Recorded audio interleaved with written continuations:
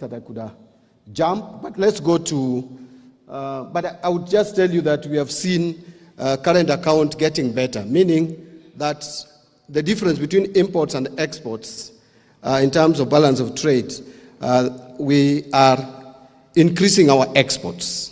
We are also getting more remittances into our economy, although imports have also increased. But now on Forex, again, if I compare 2024, the same period, if we compare June 2024 and June 2025, in June 2024, we had only 3.8 months of import cover. The minimum should be 4 months, but we had 3.8. But the worst is 2022, we were only at 2.3% of import cover, 2.3 times of import cover.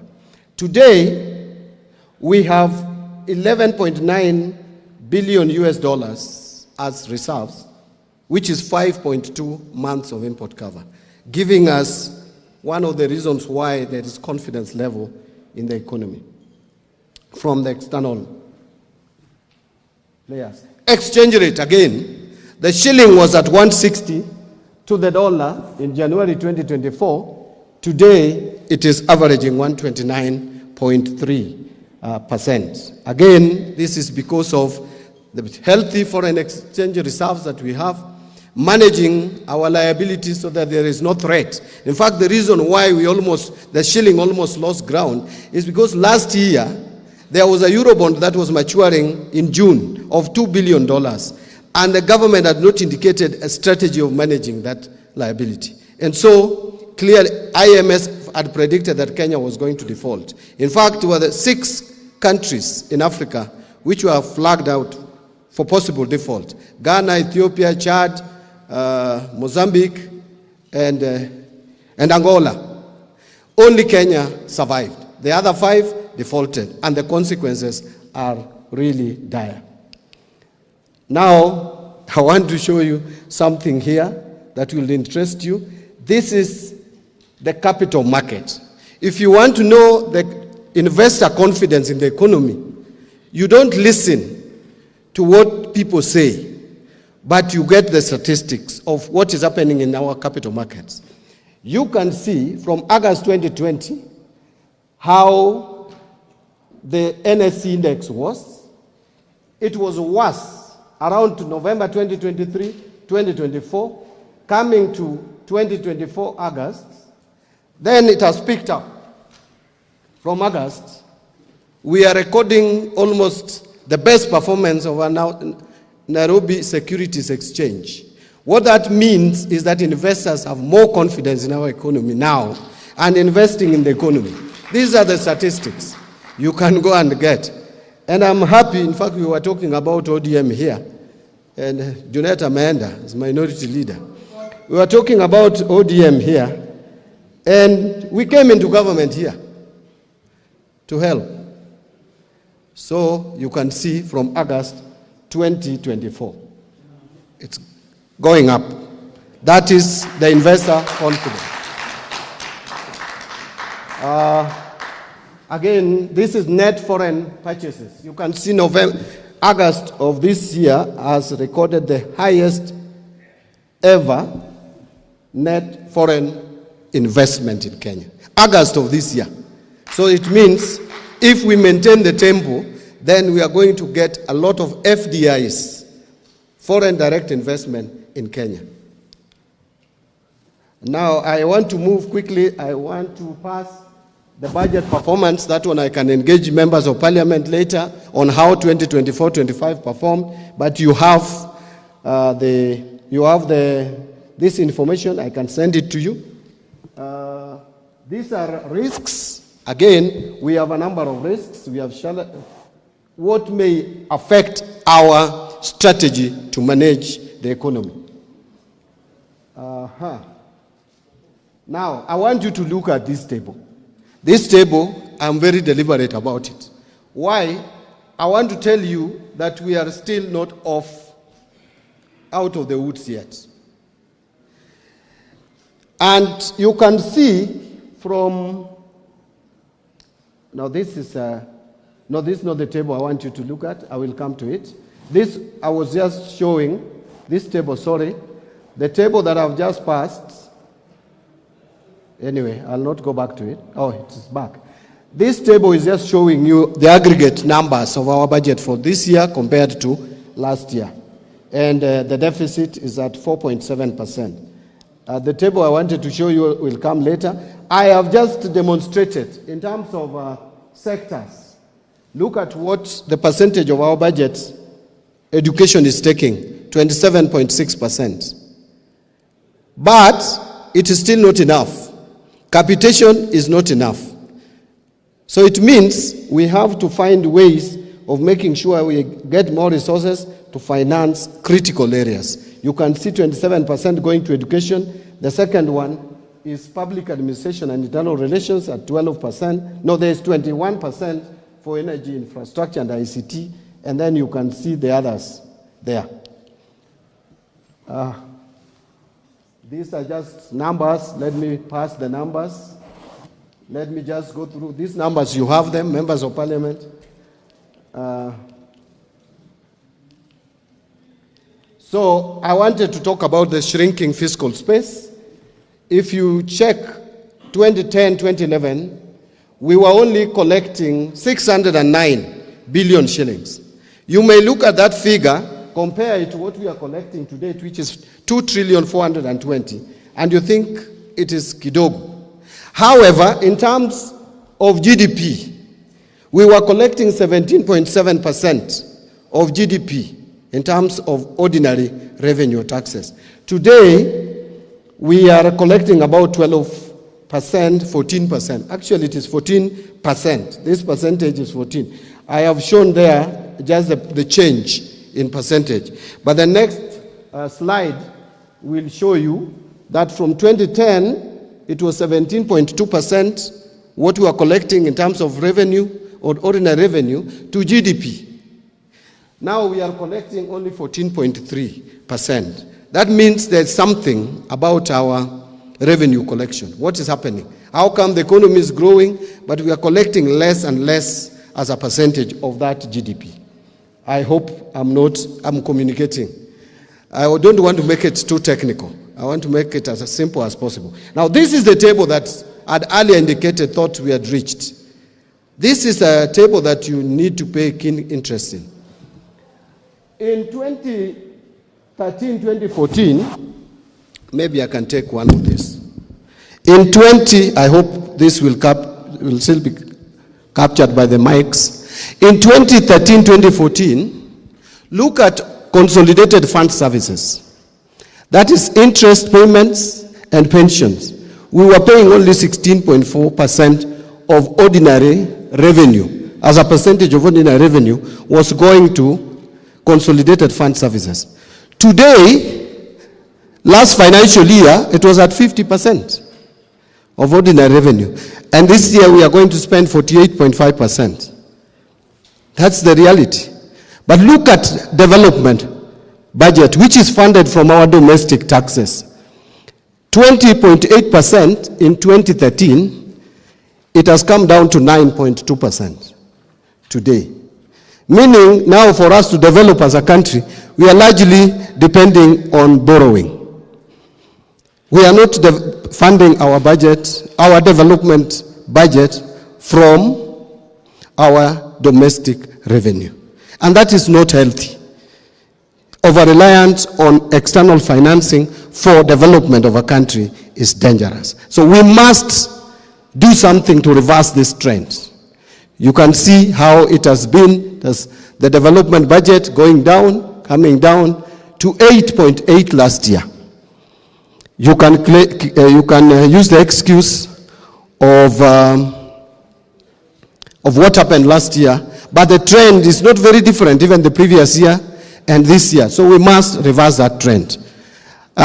Something else, recurrent expenditure, no much change. You can see recurrent is not growing so much, although the county equitable share, that is going, the ordinary revenue that is going to counties is shrinking as a percentage. And as a party that stands for devolution, That is also something that should worry us. We were spending 20% in 2013, and are now spending less than 15% of ordinary revenue to support our county government. I hope I'm communicating. Yes. Then this just shows you the same thing that I've talked about. Trend of recurrent spending takes the lion's share of total expenditure. You can see the recurrent expenditure. You can claim that, well, the recurrent expenditure here was 18%. It is at 16% here. But development is not doing better. It's actually doing worse. 6.8, and you come to 3.4. So, and then the county equitable share is taking a percentage, and that is something that we need to look at. Again, this is a repeat of what I've talked about. I don't want to spend much time there. So I've just indicated what we may need to do. That one I don't want to bore you with. That is my work. I will come back to this slide 5.3. And the reforms.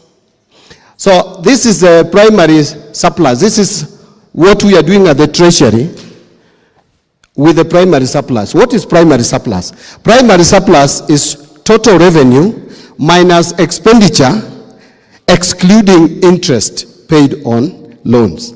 So you remove the interest that you pay on loans, the remaining expenditure you subtract from your revenue. That figure should be a surplus. That is when you can manage your debt. But we have been having deficits all through. You can claim that the deficit has been shrinking, but it has been there. But now you can see the policies that were put in place in 2025-26, we are going to have a primary surplus. If we maintain the fiscal discipline, we will have a primary surplus. This is the debt to GDP. You can see it has been rising steadily, very fast, to 68.7. Now is when it started coming down.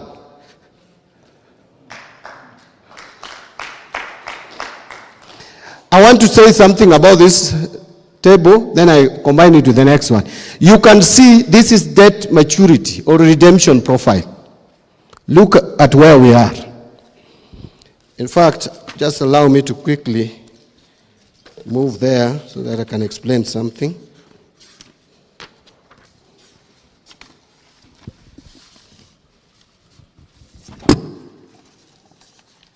Sorry, I'll keep you, yeah, I'm there.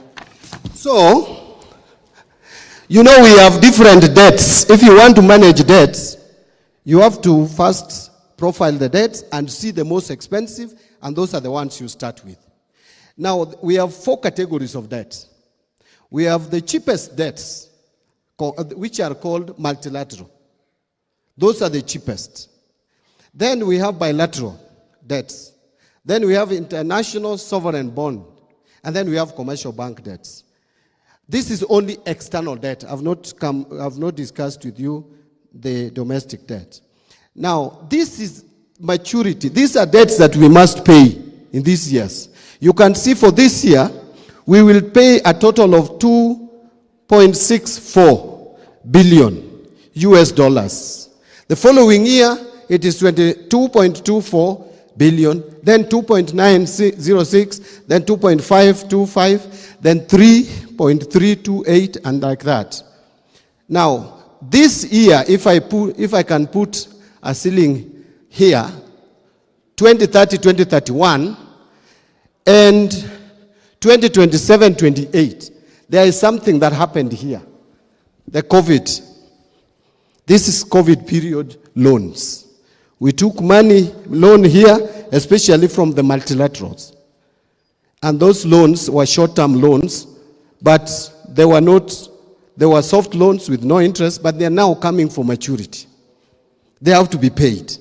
So this is what is happening here. Whoever will lead this country around this time must be aware of this challenge, including ODM. You must be aware of this challenge. Now, here, so multilaterals this year, this financial year, we are paying $609 million. Bilateral, we are paying 871. International sovereign bond, 107. Commercial bank, we are paying 1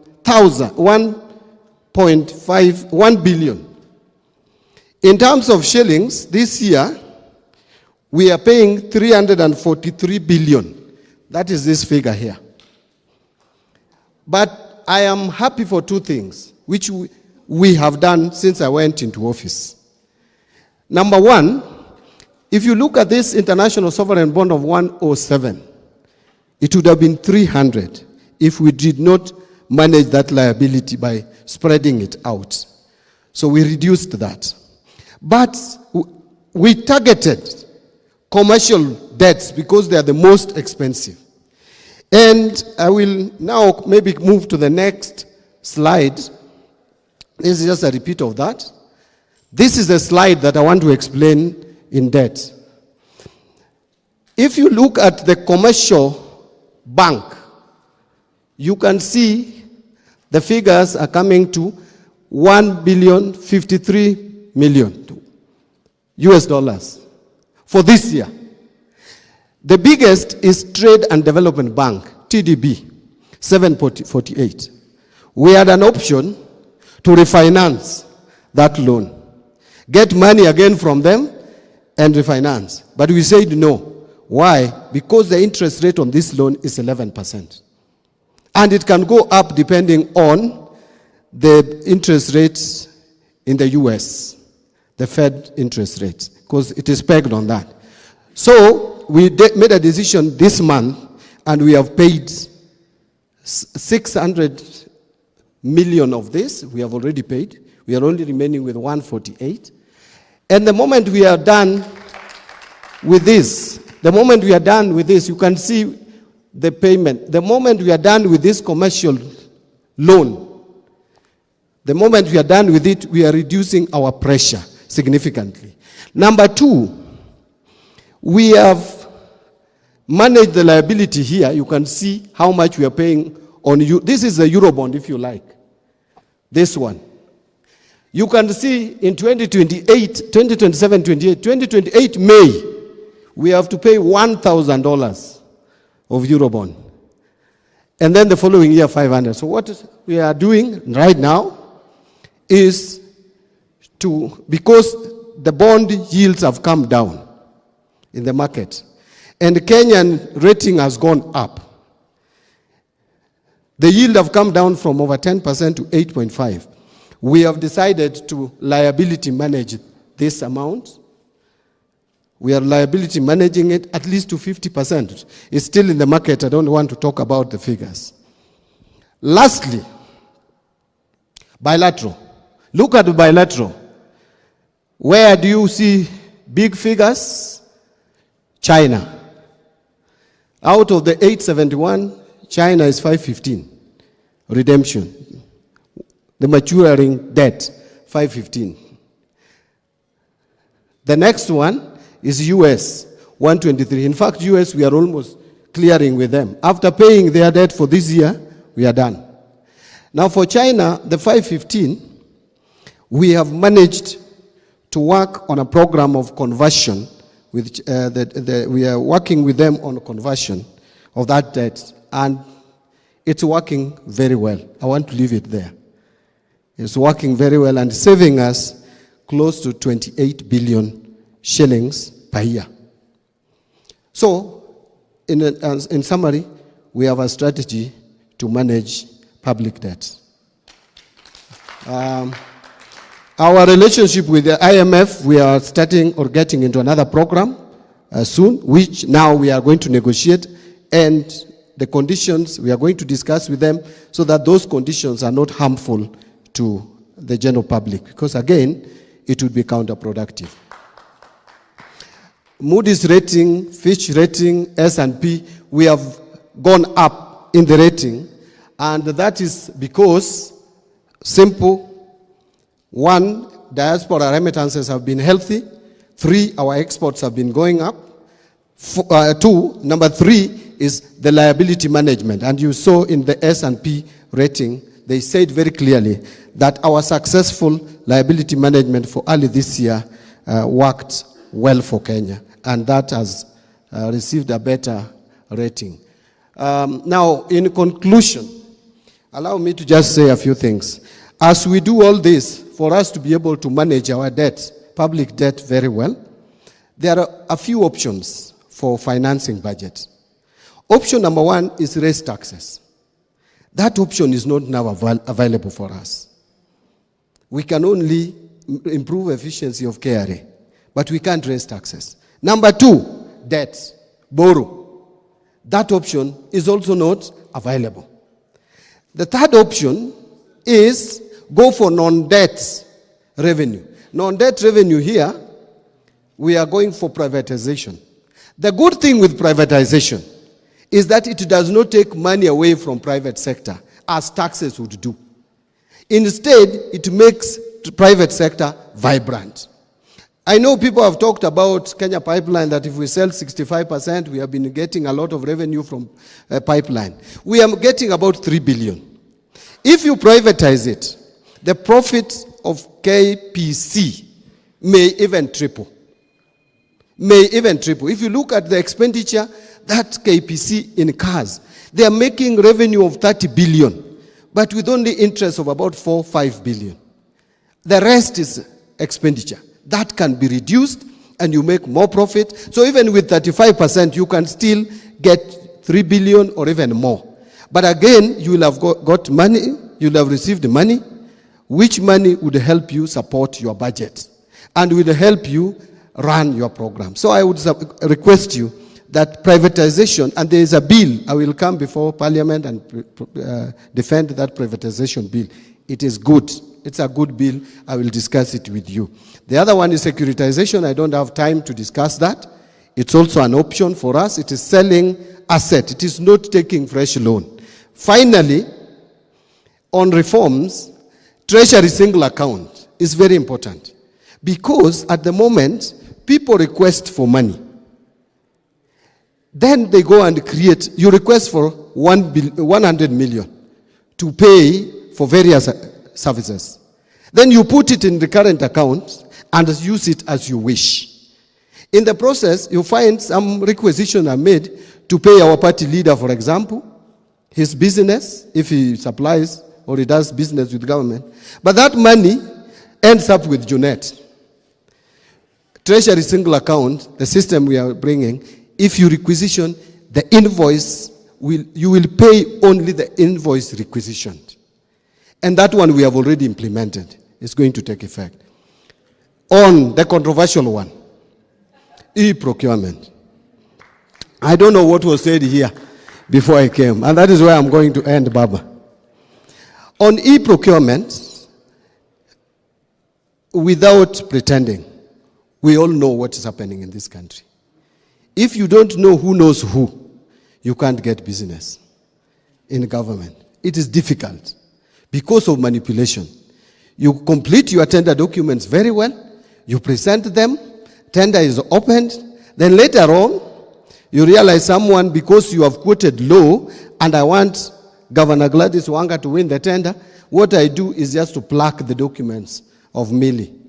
I plaque tax compliance, take it away, and you lose it. So what we are saying is have the budget uploaded in the e-procurement platform. Then, annual procurement plan is also uploaded there. And many, forget about the noise outside, many procuring entities have already uploaded their annual procurement plan. It will surprise you that today, if you use your phone, you can access annual procurement plan of State House. Something that had never happened before. No one knew what is being bought at State House or anything. After that, with the procurement plan, advertisement will be done in the system. So anybody can see. I've had people saying, but people who are working in remote areas, what of presently? How are they knowing that there is an advertisement somewhere? Those challenges can be dealt with, but let us onboard this system. Then, once you supply documents online. Everybody will see. Evaluation will also be done online, and they will be seen. And as I conclude, the most interesting part of this system is that even payment, ile maneno ya kusema that you had already done business with government, lakini hujalipwa, will be reduced to minimum. Because no one will allow anything that was not in the annual procurement plan to be paid for. So payment is also going to be integrated with the procurement system. And then we have a working system. Every system will have challenges. So we will be dealing with those challenges as they come, including the challenges of NGCDF, which probably you want local people to get business. It is true. We have factored in that in the system. A percentage must go to locals. We have factored in persons living with a disability, women and children. If your budget does not have 30% reserved for that, it will not be accepted in the system. So all those have been taken care of. And the other challenges, I've been told to implement it gradually. We will discuss some of those challenges. But by the end of the day, a system like this, if you allow people to decide when to implement it, you will never implement it. Otherwise, colleagues, thank you very much for giving me opportunity to make this presentation. I want to tell you that as you sent us into this government, we are doing something. Or at least I know at the Treasury, we are putting efforts to make sure that things are better. You remember, this is the first time, Junet, allow me to say this. Because, you see, my concern is that if you send your experts to government and something positive comes out, you should be the first one to say it. Isn't it? If for the first time since 2013, we have transferred all the money to the counties, all the share of revenue, it's something. It's positive. It is supporting devolution. That is what we have been fighting for. NGCDF, we transferred all the money, including arrears, to the constituencies. And Baba, I have provided for 58.8 billion to the NGCDF for this year again. And we will start releasing the money from October. Every month, we will be doing 7 billion. I can see you are telling me not to tell Baba that. Baba, I just want to tell you that personally, I still support NGCDF. I know you have a different position on that, but as your expert, I must report that I support that NGCDF. Thank you very much.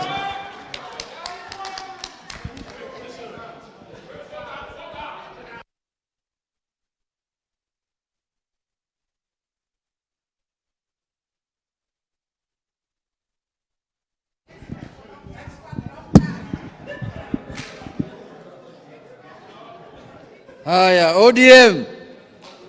Nikisema ODM, mseme tuko tayari. ODM.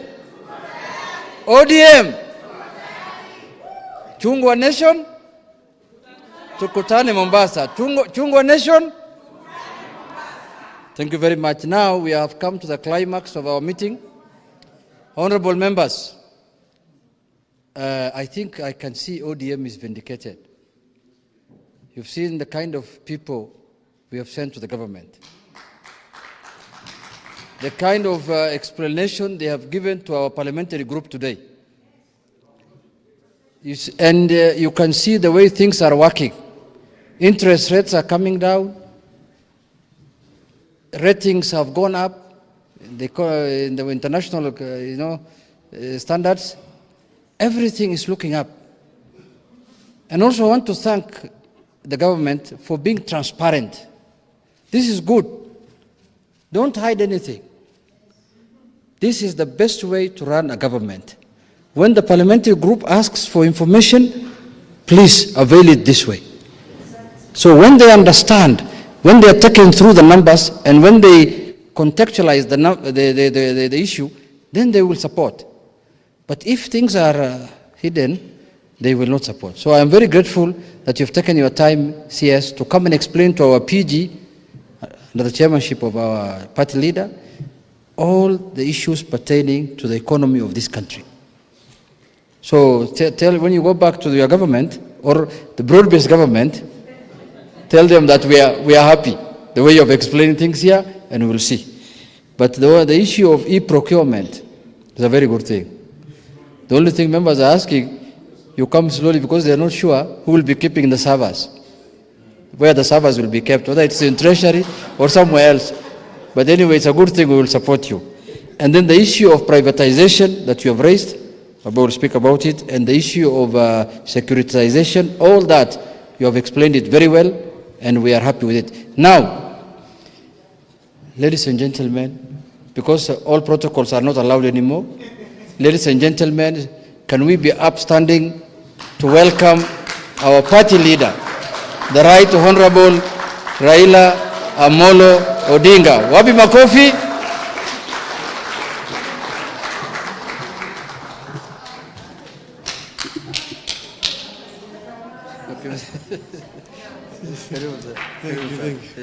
Thank you. Haya. Haya. ODM. ODM. Asanteni sana, you may be seated. Today you learned all protocols observed. Hamjambo. Hamjambo tena. Yes, I've sat for too long down here that I'm now a little bit confused. But I think it has been very exciting and also very illuminating to listen to other people talk. I want to thank particularly the two gentlemen you invited here. That is Polycarp Omolo Chilo and Dr. Oscar Otele from the University of Nairobi. I found their contribution very informative indeed, and with a lot of humor and good touch. And I also want to thank everybody else who has contributed in this discussion today. It was a wonderful session.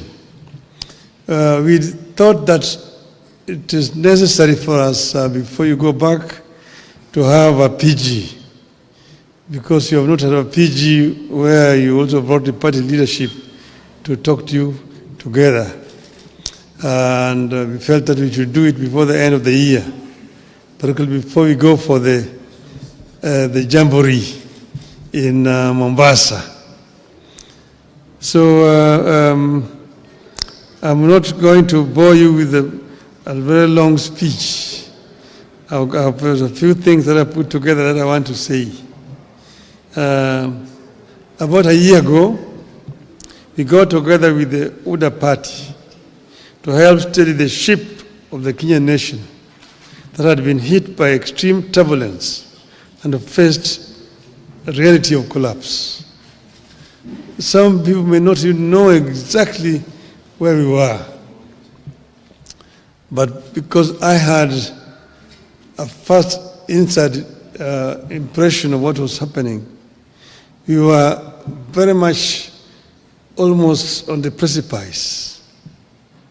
Because as you see, after so many days of demonstrations, you saw that eventually the military were on the streets. And they were on the streets, of course, they were fairly civil to the wananchi at that time. But that was because they had not been given instructions. And you know, there is what you always all the time talk about, the chief of defense forces. Once the military are given instructions, they execute. And we are almost there. We're almost there. So he said it's better to have a country that is civil, where leadership can be replaced through the ballot rather than through the bullets. And that was one of the reasons why we did what we did at that time. The coming together started informally, with some of our members joining the government. We later formalized the arrangements through a memorandum of understanding, signed publicly with ODA and shared widely with the public. This far, a core agenda of our coming together has been achieved. We have a stable and peaceful country. We beat back the chaos and created an environment in which you can agree to disagree without staring at collapse. I recognize and appreciate the role our MPs continue to play in the realization of this noble goal of preserving the nation. As I've said before, whatever the differences and misgivings we have as parties or leaders, we must have a country first. Only then can we set about discussing how to perfect the nation's imperfections and even who is to lead the nation. This is a core belief of our party. We stand for and with the country and act in the interest of the people of Kenya. I am convinced that Kenyans want Kenya to stand, and we stand with them on this. Ronald Reagan used to tell Americans, and I quote, "If we ever forget that we are one nation under God, then we will be a nation gone under," unquote. As Kenyans, we know only too well what happened to nations that went under. Some took too long to come back, others never made it back at all. Kenya must never tempt that fate. As a party, we must never be ashamed to remind the people that we can never accept collapse as an alternative path to power. We must never be shy to remind the country that as a party, we have pursued compromise before and will pursue it whenever necessary in the interest of the nation. We had the option of taking it out to the bitter end in 2007-2008. All we needed was to insist that we would not engage in any talks with our opponents. But we saw the danger of Kenya collapsing, and we opted for compromise for the sake of Kenya. We steadied the ship when the gridlock threatened the Uhuru Kenyatta administration. In order to make the country move forward and pass some of the agenda that was seen to be pro-people between 2018 and 2022, ODM had lent a hand. We asked for no titles or positions in return. We insisted only on better policies and programs for the people of Kenya and reforms so that we would not witness the repeat of what had happened in 2017. History indicates that each time the leaders of this country have come together, some great things happen. We got the 2010 Constitution because we made compromises with the President Daniel Arap Moi and made him appreciate that it was in his interest, as well as the country's, to midwife a new constitution. We achieved more under the Grand Coalition government than under the NAC regime. The NAC regime swept to power in a wave of popularity but quickly got hijacked by isolationists and quickly lost the plot to tribal demagogues. Over time, we have appreciated that it takes teamwork to get any edifice, a country included, back on the right track. Today, we are again seeing early fruits of cooperation between political parties. By blending what ODM has always believed in with what ODA believes in, we came up with their widely accepted 2025-2026 budget. Thanks to the ODM experts. Honorable Mbadi. They have also come up with programs to implement agreements like the NADCO report and the MOU that lay ground for the realization of our broader national ambitions. The ability to make compromises without compromising the core values and the goals is yielding fruits. We are not out of the woods yet, but we are in a better place today than at this time in 2024 or this time in 2023. Much work remains to be done in the pursuit of a stable, equitable, and prosperous country that delivers to the citizens.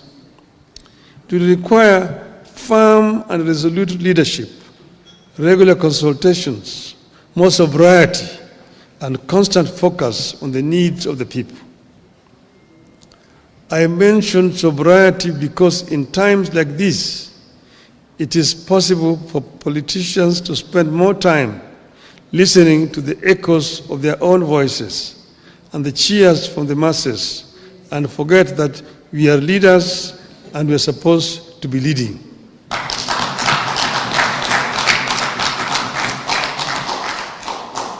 In times like this, it is possible to be lost in competing campaigns or populism and forget that leading means making decisions that may sometimes invite booing instead of cheers. I have been there. I've been cheered and have been booed. I was once set up against the people when I set about clearing the ground for the Thika superhighway and the bypasses around Nairobi. Today, everyone claims credit for Thika superhighway and the bypasses. My colleagues in Parliament once disowned me when, together with KANU, I championed the Constitution Review Commission that laid the groundwork for what became the 2010 Constitution, and which everyone claims credit for today. So my appeal to you as we embark on some of the legislative agenda coming up is that you should never feel powerless or feel like giving up because populists around you are seeking popularity at the expense of leadership. When they call you Baba and someone sets the homestead on fire, does Baba join the burning of the homestead just because it looks like exciting, or does Baba help to put out the fire? Does Baba release his sons and daughters to add fuel to the fire, or does Baba ask his children to fetch water? I know you know the answer. There's a time to lead and a time to acknowledge cheers. Popularity surges and wanes. Cheering masses come, change and go. But solid service to the nation, brought against all odds, stands the test of history. Today, I charge you to soldier on in this cause. It is good for our people. It is good for our country. If you act out of conviction, if you put the people at the heart of your maneuvers, if you ensure that our actions are in line with our ideals as a party and our aspirations as a country, the lack of history will be on our side. And I've said, as has been said by Dr. Oscar Hotel there, I told you, stand for what is right for the party. And look at what we have signed. And we must remain as ODM. And we've signed and agreed that we will work together up to 2027. We have not passed any resolution as a party to say how we are going to go into the election of 2027. So wherever you are, don't commit the party to some things which have not been discussed. Let those things be discussed first. We are ODM. Who's told you that ODM will not have a candidate in 2027? Who has told you? So first, think as ODM. We have a clear plan that we have negotiated and we have agreed on, and let us continue to implement that plan. Other decisions we'll take when the time comes. Finally, first, I want to thank Mbadi for bringing out some of the issues. Like he's talked about selling some assets. Kenya Pipeline Corporation. The pipeline is underground from Mombasa through here. Even if you sell it, where is somebody taking it to? It remains very much an asset of Kenya. It is just there on the ground. So somebody want to buy it, buy it. That is what Margaret Thatcher told Britons when the Arabs were coming with petrodollars to buy historical buildings in the UK. She said, even if they buy Buckingham Palace, where are they going to take it? It remains here. Your asset. It's an idle asset. Sell it so that we get money instead of going to borrow. Make money to invest instead of going to borrow here. I want to sell the shares of Safaricom. Why not? Why don't you sell the shares of Safaricom? It just remains here in the country. This is what my friend, the Indian Prime Minister, Mr. Narendra Modi, has done in India.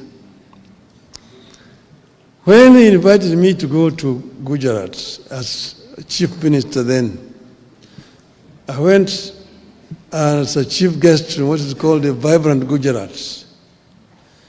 And there were many people who had been invited from outside India.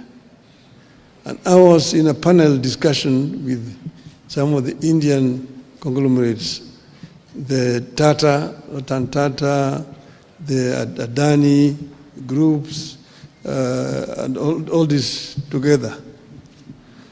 And we saw how many deals were being signed, people coming to invest in Gujarat. The state of Gujarat is one of the states of India. The economy of Gujarat was growing at the rate of 13% per annum, compared to 5-6% of other states. Gujarat, the population of Gujarat is 60 million people, bigger than Kenya. So I asked Mbadi, how did you manage to achieve this? He went into his bookshelf and brought me a piece of legislation. He said, this is the secret. This was a PPP law of Gujarat, which he said, make it simple like this. It will attract people to come and invest in your country. Armed with that legislation, I came here and I presented it to the cabinet. And I told him what I saw in Gujarat is something astonishing. We approved the memo in the cabinet. It was then given to the then Minister for Finance, who was acting Mr. Michuki, to go and prepare a cabinet memo. When he took it to the mandarins in the treasury, they manipulated it, changed so many things. By the time they brought it back to the cabinet, it was a different document. I told them, who will come, who will want to risk his capital with these kind of things you put in this law? It was passed and brought to Parliament, passed, no investors came because there were so many restrictions and private capital is risk shy.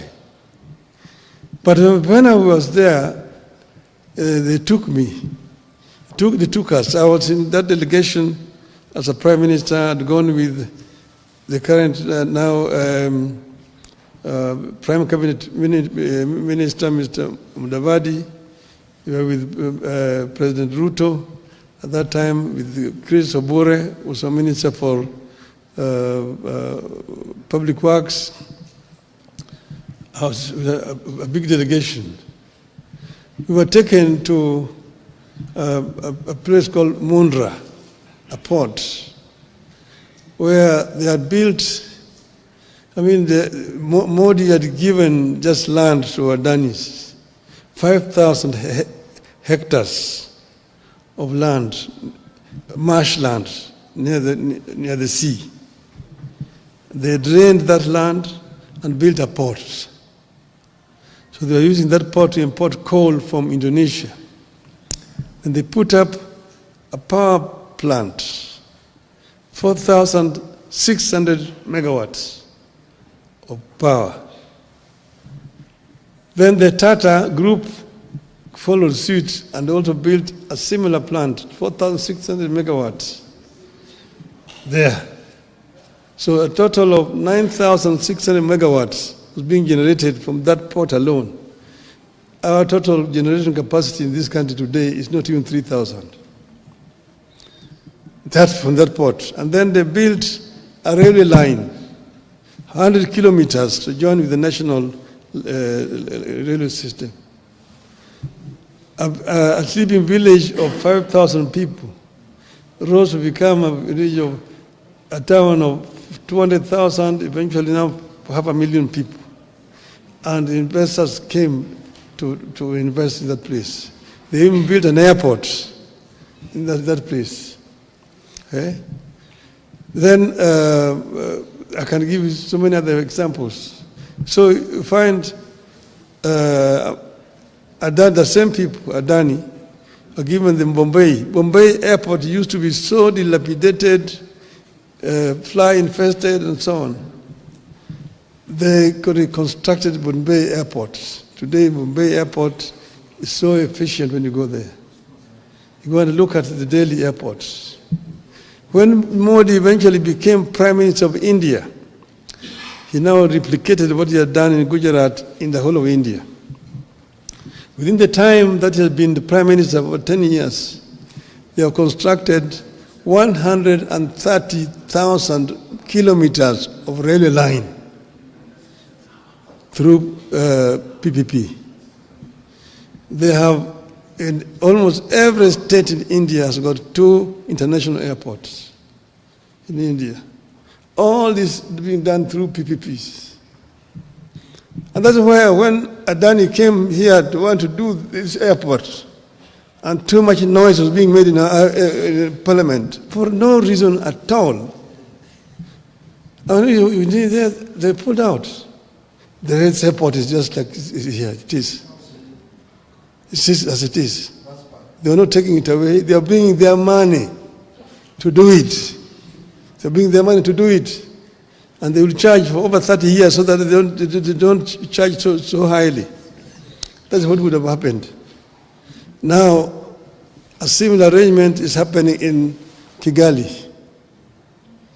So the Qataris are building Kigali International Airport in the same terms like Adani wanted to do here. So Kigali is going to be the hub in this region, not Nairobi, because of noise being made by other parties which were also interested in doing what Daniel was supposed to do, and paying people down under the table to make noise every day in the newspapers. Shame on them. Shame on them. We need to wake up as a country, because if we don't wake up, we're going to continue to sleep. There's many opportunities that are available for us as a country. We as ODM must remain ODM and remain focused, because the country needs